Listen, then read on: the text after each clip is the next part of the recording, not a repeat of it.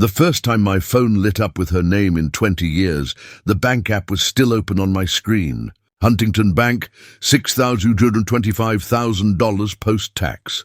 Deposited October 3rd, 2025. Cleveland wind rattling the duplex windows like a warning nobody heard. Then Emily.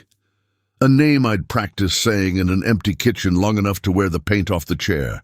Before we continue, please subscribe to the channel and tell us where you're listening from. Her text was simple. Dad, can we talk? Nothing about June 14th, 2005. The last day I saw her outside a courtroom under fluorescent lights. My ex-wife's hand on her shoulder while a word like abandonment floated in the air like bad perfume. Nothing about 2011, when the only proof she'd come near my house was a crumpled $2,800 overdue notice she left on my porch and a shoe scuff on the top step. Now there were hearts and exclamation points, and the polite assumption that 2 decades could be paved over with emojis and a calendar invite.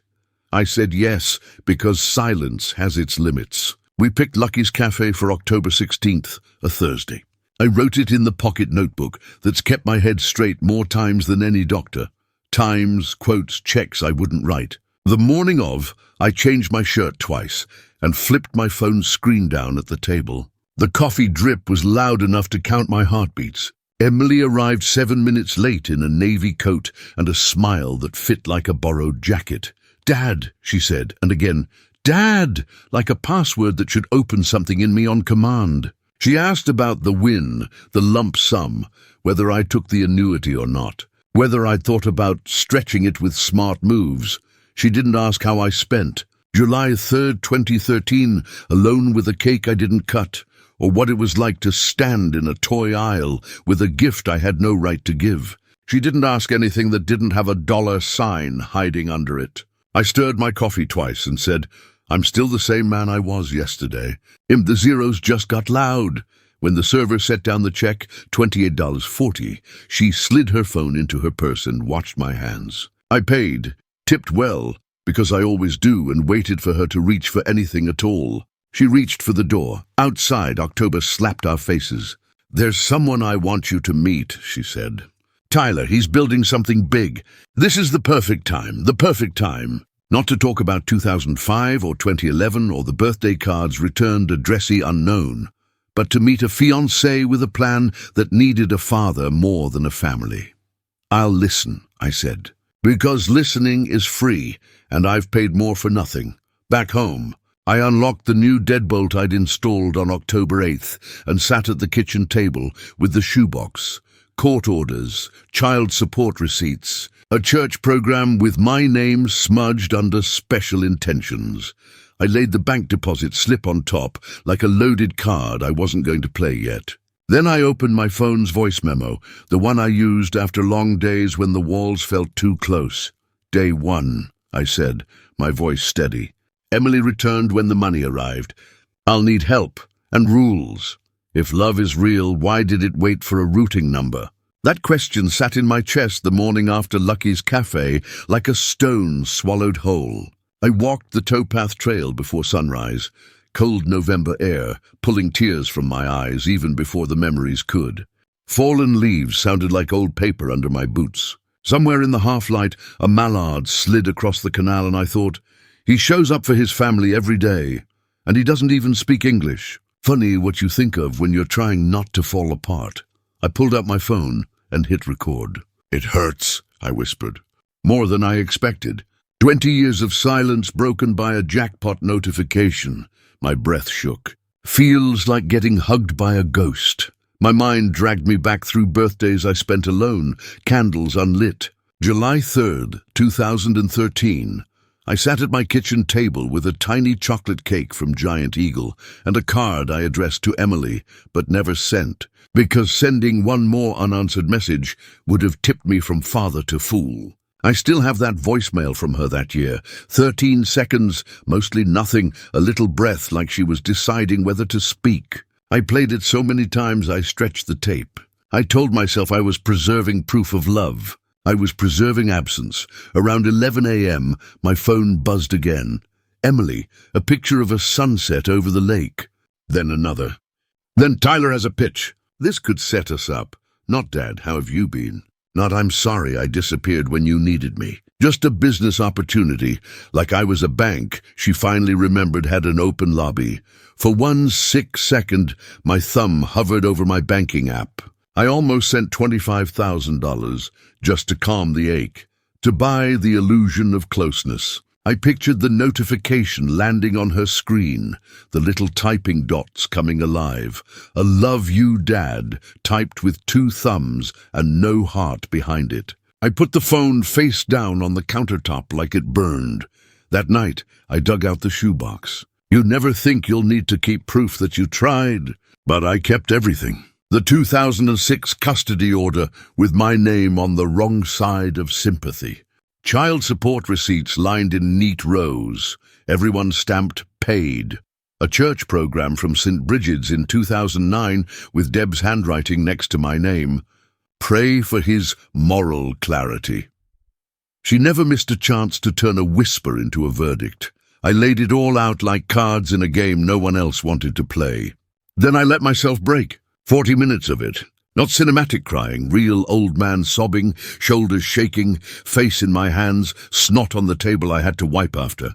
You don't cry like that unless you lost something that mattered. People can lie about love, but grief doesn't fake. When there was nothing left to empty, I stacked what stayed true. The Huntington deposit slip dated October 3rd, 2025. Child support receipts.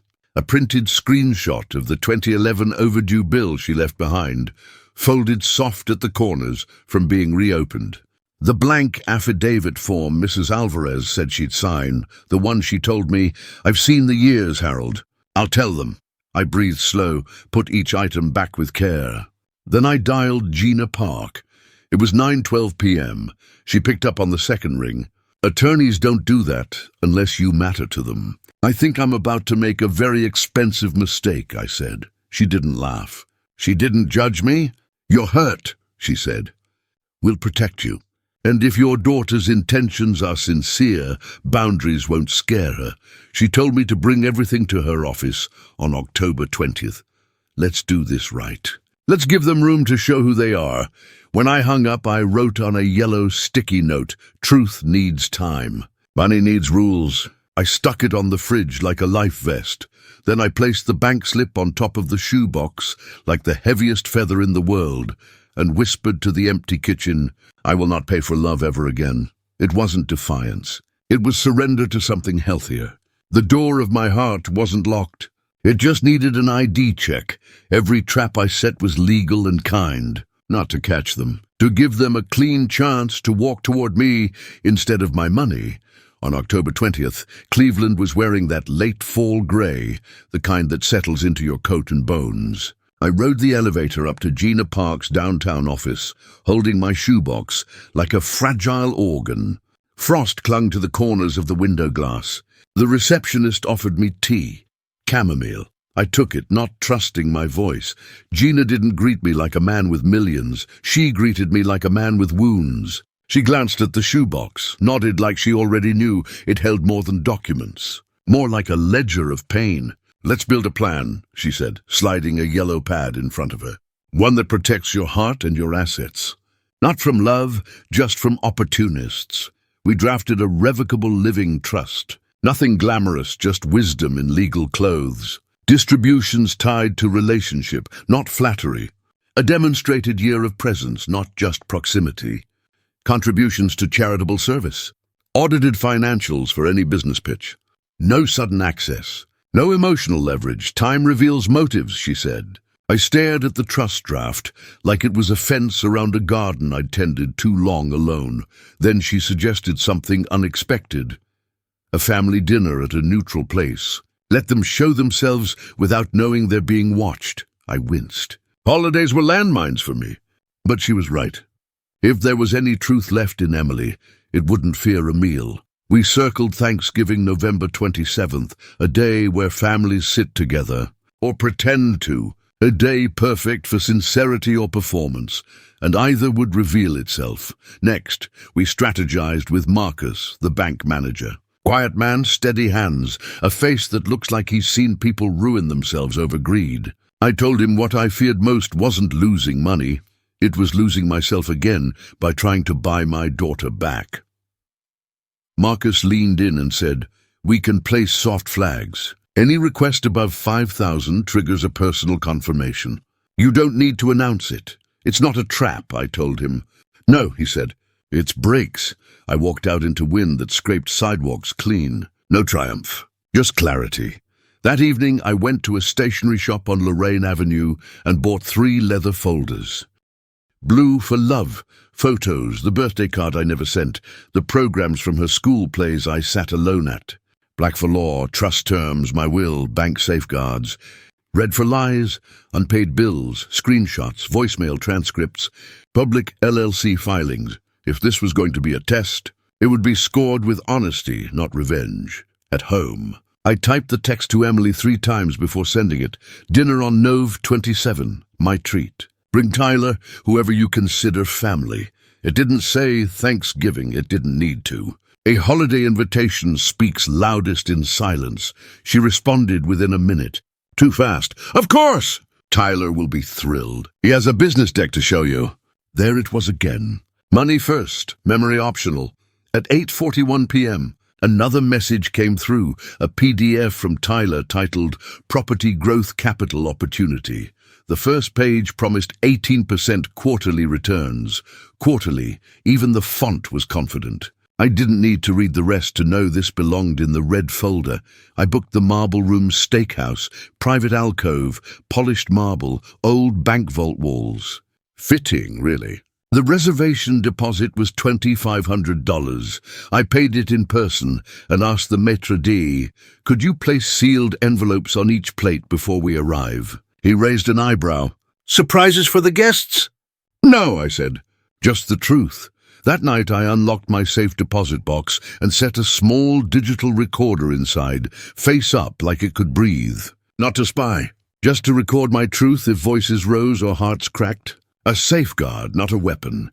Before bed, I whispered to the empty house, "If she wants me, she'll come. If she wants my money, she'll show it. Even kindness needs boundaries, especially when love returns wearing business shoes." I closed the blue folder last, smoothing its cover, reminding myself, I'm not hunting a villain. I'm hoping for a daughter. I tested them with the only thing money can't fake, time.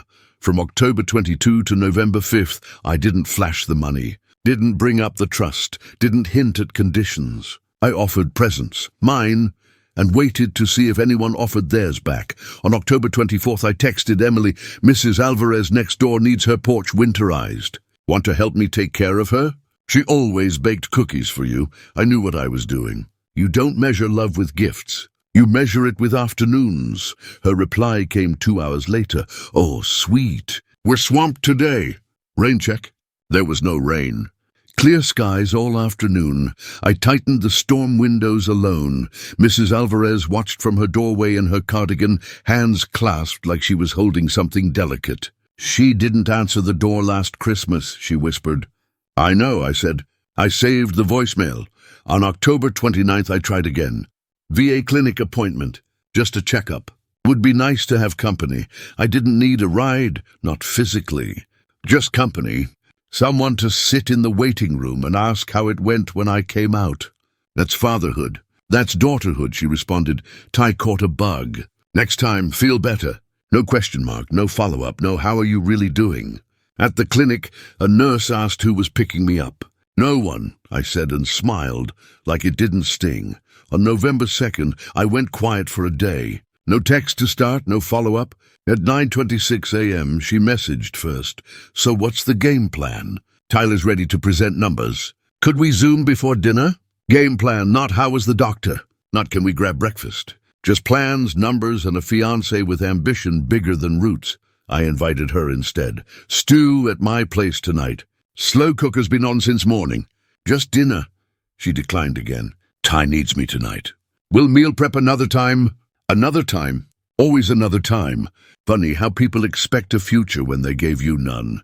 That night, I ladled stew into one bowl. Potatoes, herbs, steam rising in the same kitchen where I once cut dinosaur-shaped sandwiches for school lunches. I placed an extra spoon on the counter anyway, old habit. When you've set a table for someone long enough in your heart, your hands forget they're alone. To keep my heart from turning to concrete, I did something unexpected even to myself. On November 3rd, I made 3 anonymous donations to a job-training non-profit. $50,000 total routed through my alias foundation account Marcus helped me set up. The thank you letters were dated Nov 4. Each one began, "Your generosity changed someone's life." It calmed me, not because money did good, but because I remembered it wasn't poison. It was power, and it could heal without strings.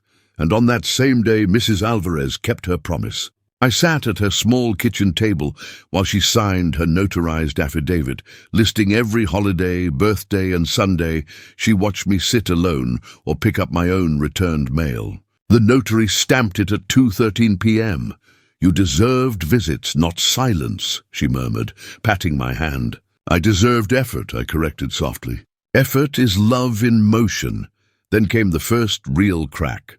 On November 5th, Tyler called me directly. I could hear the rehearsed warmth in his voice, like he'd practiced it over a smoothie. "Hey Hal, big news. We've got a real estate opportunity, timing sensitive. If you move on it by the 10th, you're looking at 18% quarterly. 18% quarterly. No audited statements. No track record. Just confidence worn like a tailored suit. Bring audited numbers to Thanksgiving dinner," I said. "Transparency protects us both." Silence. Then a chuckle, like I was being adorably cautious. Of course. You're sharp. I like that." After he hung up, I did what I always do when confused. I checked the facts. Marcus ran a quiet look. Public records, no PI nonsense. Tyler's LLC. Filed 2 months ago. No assets listed. 2 addresses, 1 a UPS mailbox. Inventory photos. Pulled from Zillow listings. I printed the evidence and slid it into the red folder. One last test that week. A goodwill gesture. I gave Emily a $1,000 grocery gift card, handed with a receipt, not cash. She accepted, smiled, kissed my cheek. "No thank you. Just, Ty says after the first $250K, scaling gets easy." My heart didn't break then. It braced. When you've spent 20 years hoping, one cold fact can feel like mercy. That night I opened my voice memo and said, "Kindness without boundaries becomes currency for opportunists. I'm done paying for illusions." And then I wrote my final note of the phase, "Bring audited numbers to dinner," or "Bring your true intentions." You test people with time. And time had spoken. People who want your money always hate your calendar. By November 7th, the wind off Lake Erie had teeth. I spent the morning raking leaves, letting the rhythm settle my nerves. I kept checking my phone, not to see if Emily texted, but to remind myself I wouldn't reach first. Love shouldn't need a leash. At 2:41 p.m. it buzzed. Debet's my ex-sister-in-law. The unofficial family jury and executioner. She didn't bother with greetings. "I heard you hit it big," she said. Her voice always sounded like she was holding a hymn and a dagger. "We have history, Hal. You owe the family." A cold weight settled in my chest. "I paid every court-ordered cent," I said calmly. She sniffed. "Not that. The $15,000 from Thanksgiving 2006. You promised my sister you'd make that right. The year after the divorce. I remember writing a check for $400 for Emily's winter coat and being told it wasn't enough. No loan, no agreement. Just a story she believed because it made her feel righteous. "If you have a signed note," I said, "send it." The line snapped dead. Righteousness always runs when asked for receipts. Minutes later, Emily texted, "Why are you upsetting Deb?" She's family. Family. Funny word to throw at me after 20 years of unreturned holidays. I typed slow to keep my hands from shaking. "I'm asking for evidence." "That's not hostility. That's adulthood," she responded. "You're cold, transactional. This isn't how real parents behave." Real parents.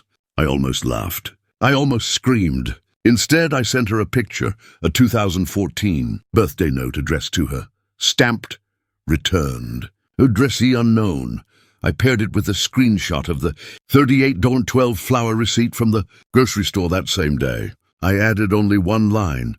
"I tried." Silence. When wounds go quiet, it's never peace. It's calculation. That evening I met with Gina again. We sat in her conference room under warm lights, her legal pad already half filled with my pain.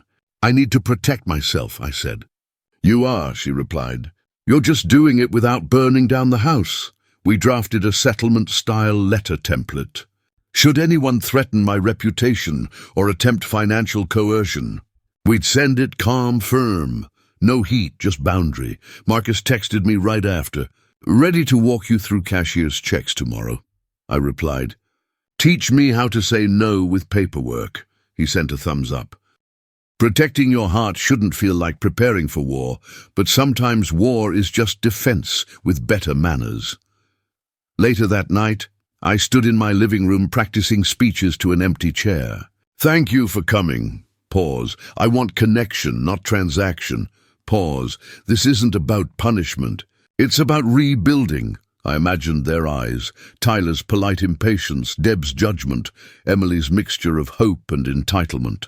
The sound of a wine glass being set down too hard, the clink of cutlery when truth hits a table. I ordered custom place cards with a QR code printed discreetly on the back. When scanned, they'd open a simple 3-minute video. Me at Edgewater Park at sunrise, grey lake behind me, voice steady. I waited 20 years. I'm here. If you are too, prove it with time, not a pitch deck. I didn't film bitterness. I filmed grief with dignity. There is a difference. On November 9th, I rehearsed placing 3 envelopes at my dining table, blue, black, red. Practiced sliding them gently, watching my own hand tremble. A performance, yes, but not manipulation. I wasn't baiting a trap. I was building a mirror. When I finally sat down, the house hummed with the silence of old stories. I whispered into the recorder, "Some families fight loud, mine abandon quiet. Silence can be violence too."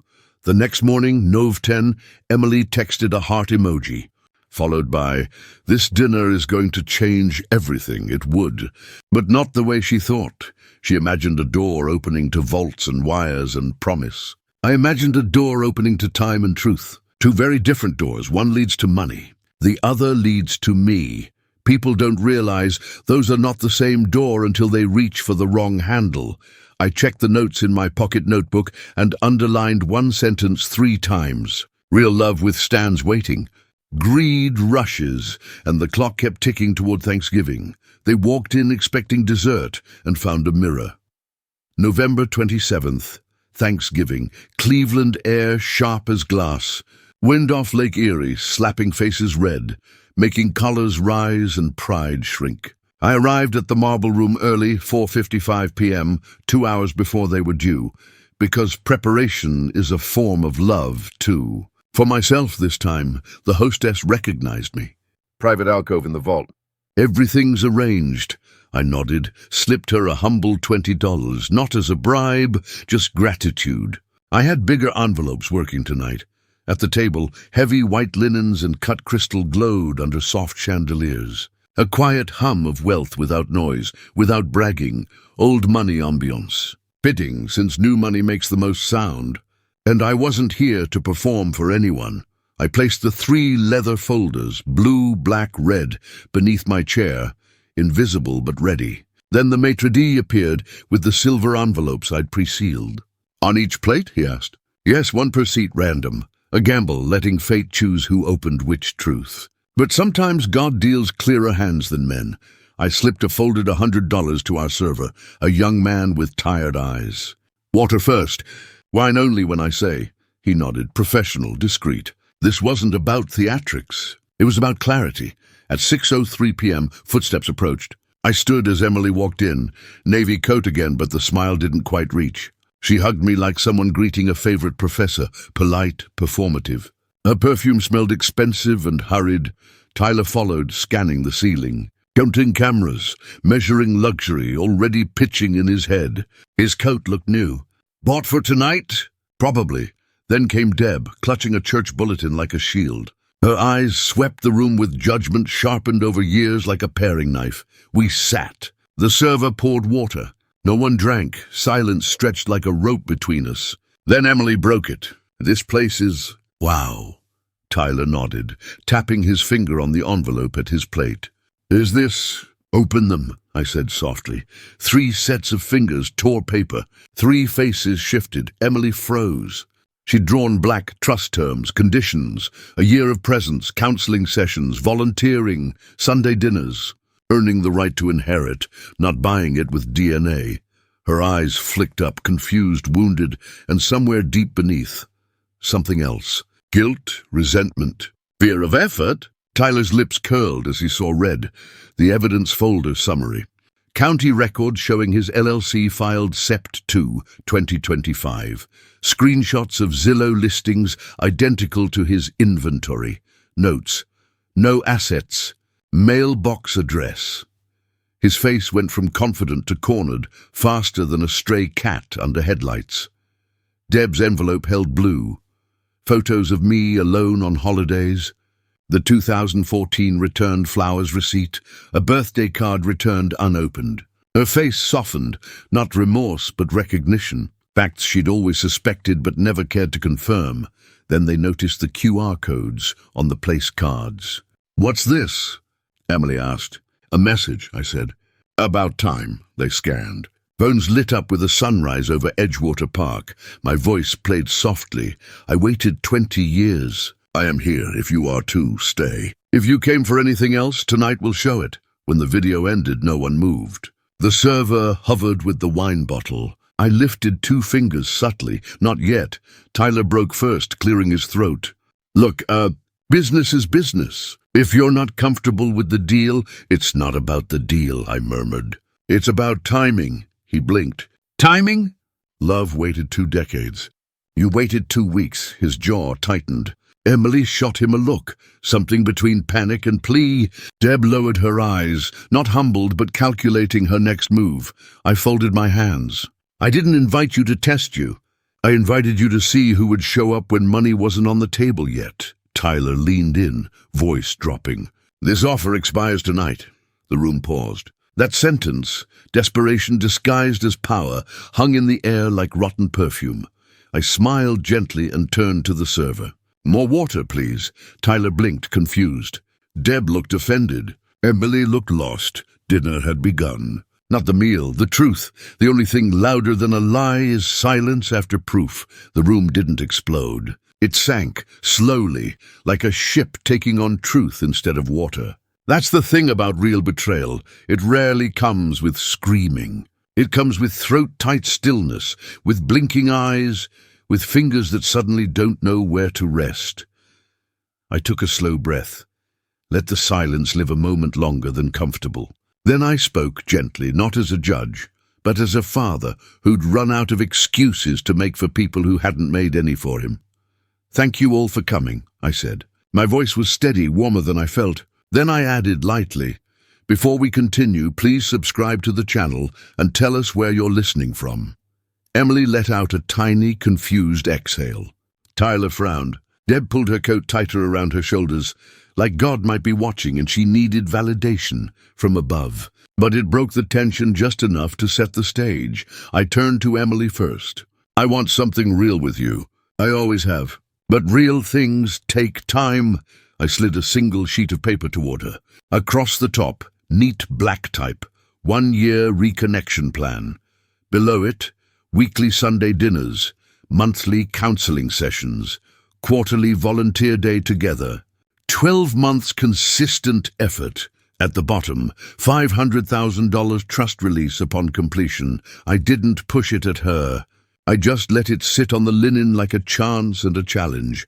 Her eyes filled, not a flood, not drama, just the sheen of someone meeting a mirror they didn't ask for. "You're putting conditions on love?" She whispered. "No," I said. "I'm putting conditions on access to money. Love is free. So is effort," Tyler snorted. A sharp, ugly little sound. "This is emotional blackmail," he said. "You can't make her earn what's already hers." I met his stare. Calm as winter. "She isn't earning love. She's earning trust. If love returns and stays, trust can follow. If not," I shrugged.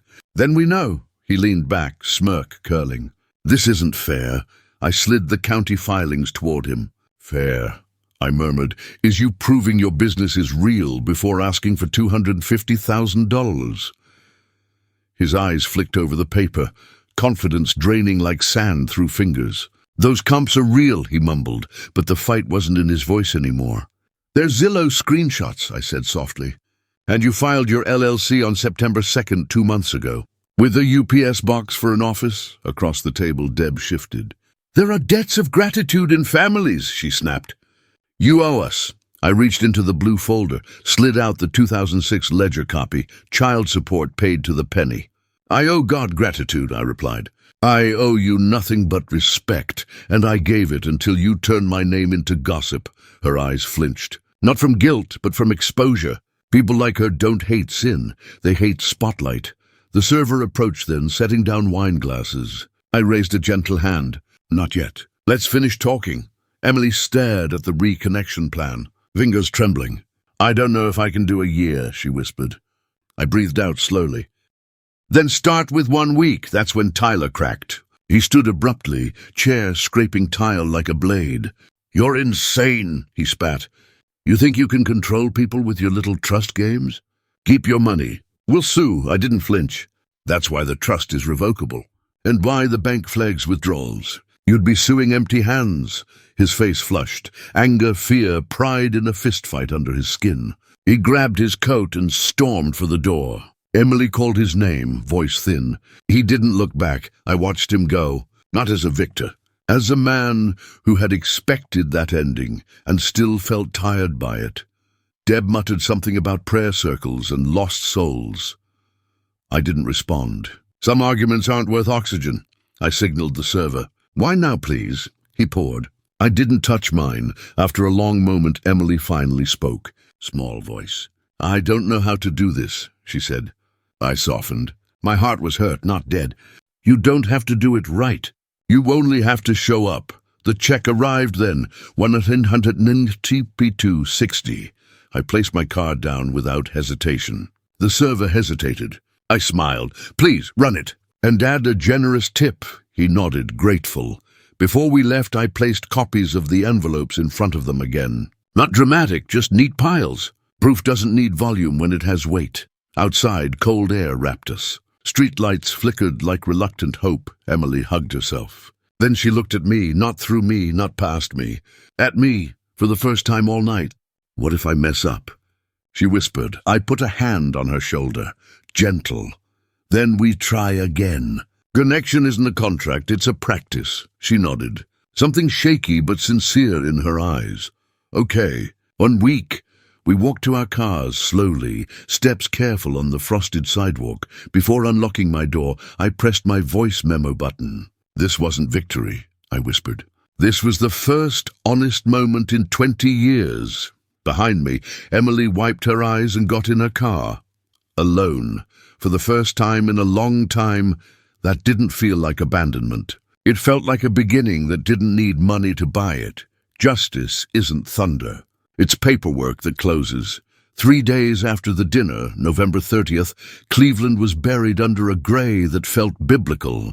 The kind of sky that presses low, making you walk shorter, like you're carrying something invisible. I sat at my kitchen table, coffee steaming, the blue folder open in front of me. Inside, a grocery gift card, the scholarship certificate draft, and a list titled, Second Chances, Not Second Wallets.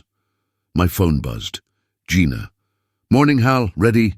As ready as a man can be who prayed for family and got filings instead. She chuckled gently. We filed today, quiet, clean, and she did. A neat, polite cease and desist sent to Tyler. Language soft as velvet. Spine firm as steel. Cease any implication of financial entitlement or defamation regarding Mr. McCrae. Any solicitation for investment funds must be accompanied by audited financials. It wasn't a threat. It was a mirror that said, we see you, and we documented it. An hour later, Marcus called from Huntington Bank. Hal, just a heads up. Tyler tried opening a business account. Listed an expected deposit from you. How much? $250,000. The amount told me everything. Tyler wasn't greedy. He was desperate. That's more dangerous. What did you do? I asked. Standard flag. Suspicious expected transfer from a private lottery client. Nothing dramatic, just paperwork breathing. Good, no fireworks. Just guardrails tightening. I sat back in my chair and exhaled. Not triumphant. Not smug, just safe. Finally, safely safe. That afternoon, Deb made her move. A Facebook post, of course. Vague righteousness. Dipped in pity like poison in sugar. Some people forget who lifted them up when they were low. Greed changes hearts.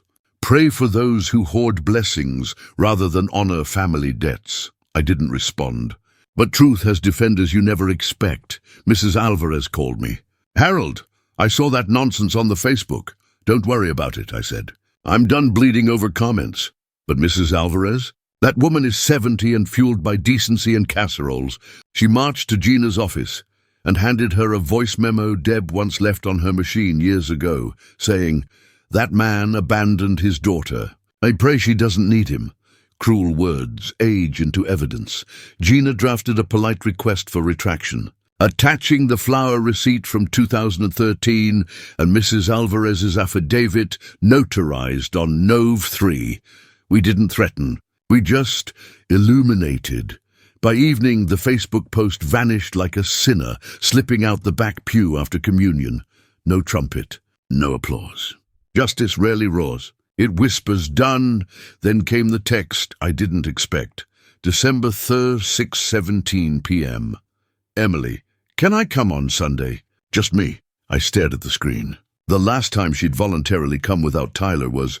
I couldn't remember. Sunday arrived quiet and cold. She parked a skew in my drive, stepped out holding a store-bought pie, still in plastic, price sticker on top. She said just that. No performance. Inside, the house was warm. I'd left the toolbox on the kitchen counter, a silent hope. She noticed. "Are we fixing something?" I smiled. The back door squeaks. Drives me crazy. We work together in slow motions.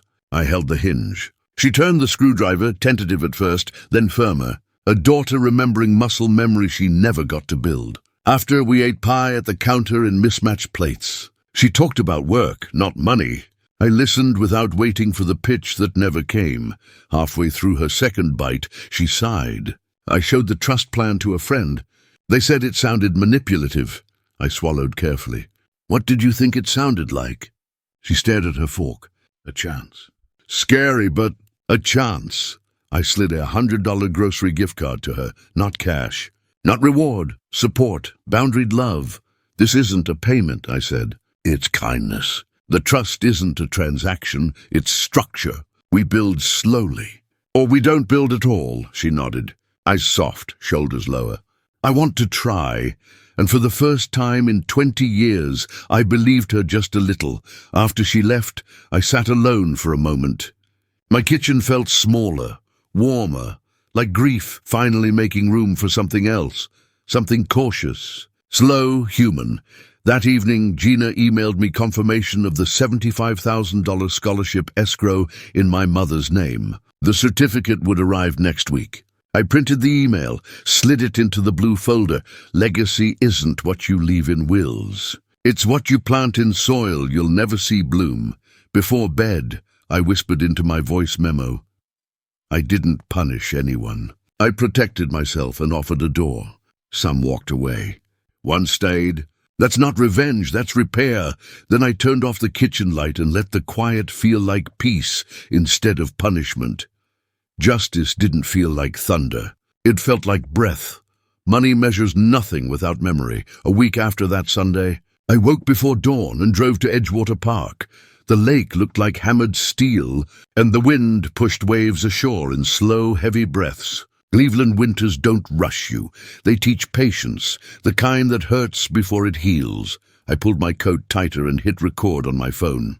"Day 7, I murmured. She showed up twice. No requests, no hints, no Tyler, just effort. The word felt foreign on my tongue. Like a language I used to speak, but forgot the grammar of. I sat on a bench facing the water. The same bench where I'd filmed that sunrise video for Thanksgiving dinner. Back then, it had felt like a eulogy for a relationship already buried. Now, it felt like the trailhead to something new. Still rocky, still uncertain, but alive.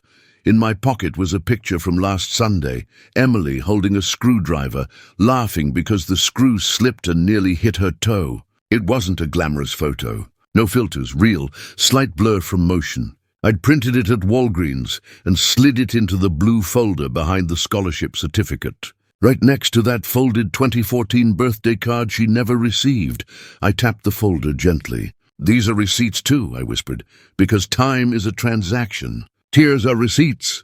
Showing up is currency." The black folder, the trust, sat on a shelf at home like a quiet sentinel. A promise, not a punishment. A reminder that boundaries aren't walls. They're doors that only open for people willing to knock, with patience, not entitlement. And that red folder? It hadn't moved, just gathered on its spine. Not because the hurt vanished, but because sometimes the best revenge is simply not needing the evidence anymore. I took a breath, tasted cold metal and hope. "Funny," I said into the recorder. "I thought revenge was winning. Turns out revenge is healing where they can't reach."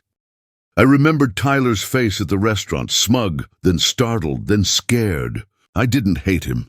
I didn't wish him ruin. I just wanted him gone from the equation. And life, politely obliged, Deb still hadn't called. I didn't expect she would. Some people only understand loyalty when it benefits them. I let go of the anger. Not for her, she didn't earn that, for me. Because bitterness is just grief wearing armor.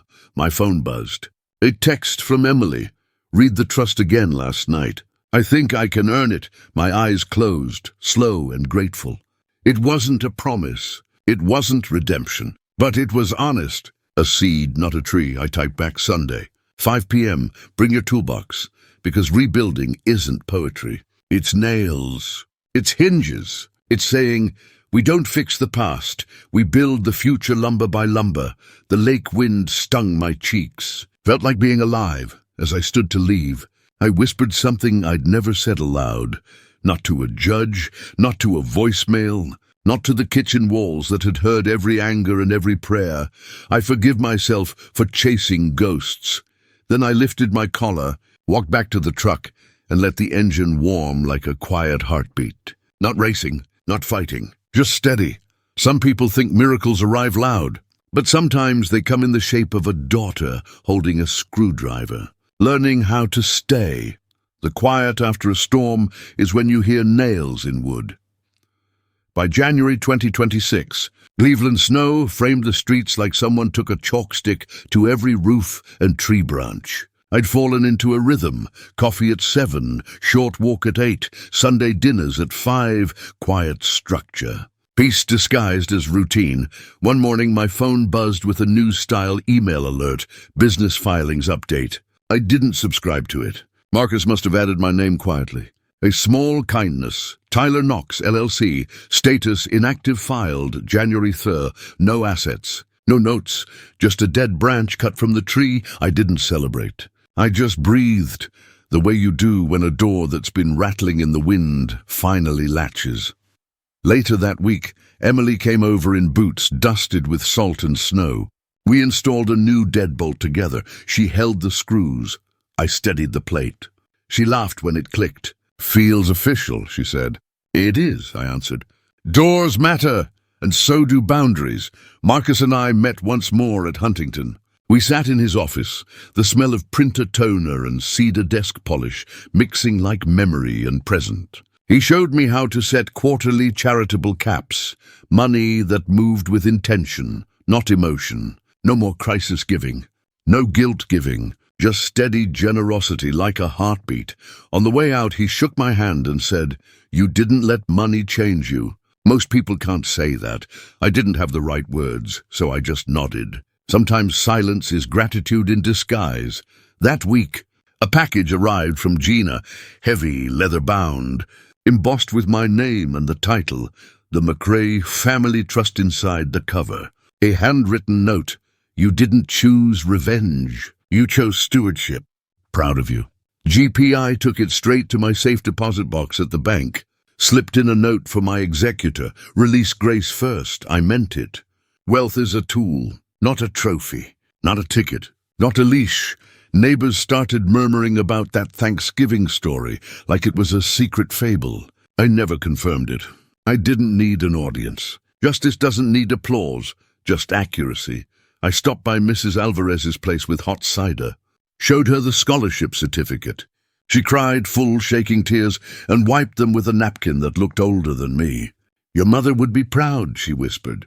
I felt something unclench behind my ribs, and then, one quiet Tuesday, the mail slid under my door with a soft sound.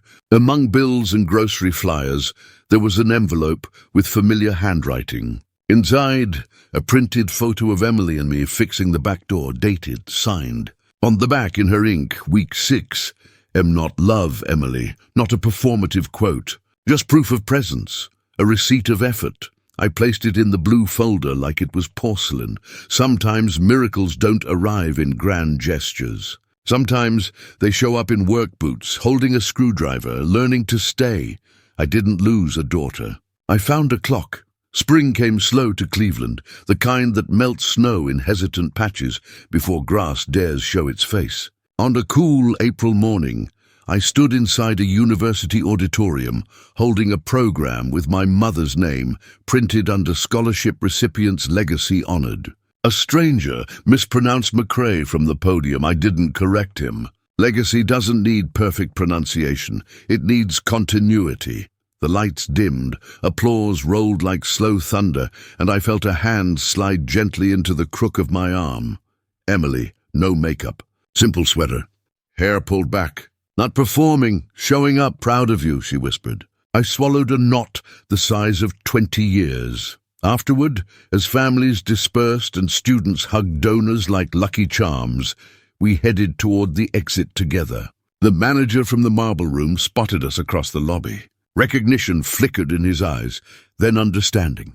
He approached with a quiet smile and handed us a small box. "A gift," he said lightly, "for your journey." Inside, 2 mini desserts. No bill, no spectacle. Just a gesture. I thanked him, left cash on the tray anyway. Habit. Gratitude shouldn't ride free. We walked to my truck in soft silence. Birds tested their voices overhead like they were warming up for a season of hope. Emily leaned against the hood, breath visible in the chilly air. "Do you still keep the folders?" she asked. I tapped my chest pocket where one rested today. "Just one now." "The blue one?" I nodded. She smiled, not wide, not dramatic. Just real, small, human, sincere. The kind you earn, not inherit. Before we left, I looked at her and said, almost to myself, "You didn't lose me. You gave me away." And when you asked again, I answered with terms that kept us both honest. The wind carried it, gentle as forgiveness, and this time she stayed.